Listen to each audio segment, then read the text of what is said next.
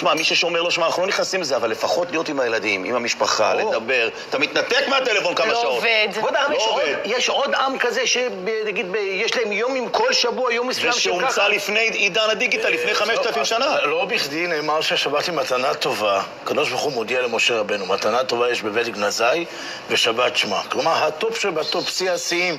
של מי? של מי שברא את כל המתנות בעולם וכל ההנאות בעולם, היא השבת. ולמה אנחנו עושים את השבת? כי אנחנו מזכירים לעצמנו, כי 6 ימים עשה השם את השמיים ואת הארץ, וביום השביעי שבת ונפש, ולכן הוא גם גוזר עלינו שיום אחד נתאסף לתוך עצמנו, כמו שאמרתם, נרחיק מאיתנו את כל רעשי הרקע.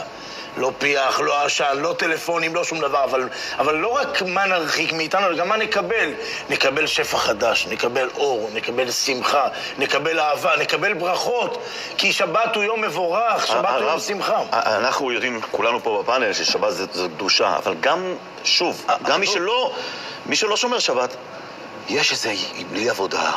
בלי מתנתק מהלחץ. ברור, אתה רואה, אני רואה כבוד הרב אחדות. תרשה לי גם קצת לחלוק על הקביעה שמי שלא שומר שבת, כי למעשה, לא, אני מדבר ששבת. רגע, למעשה אני אומר לך שבשיחות שלי איתם, תמיד אתה מוצא שכל יהודי יש לו איזה נקודה. אני לא אדליק אש, אני לא אבשל, אני משתדל לא לנסוע, אני לא מעשן.